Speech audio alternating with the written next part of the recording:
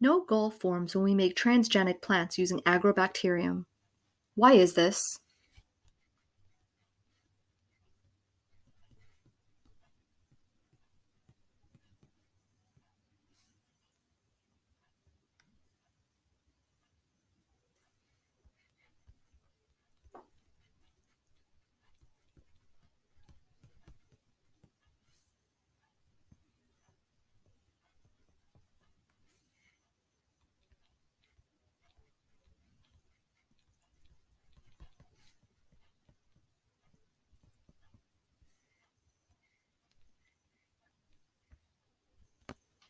No gall forms when we make transgenic plants using Agrobacterium because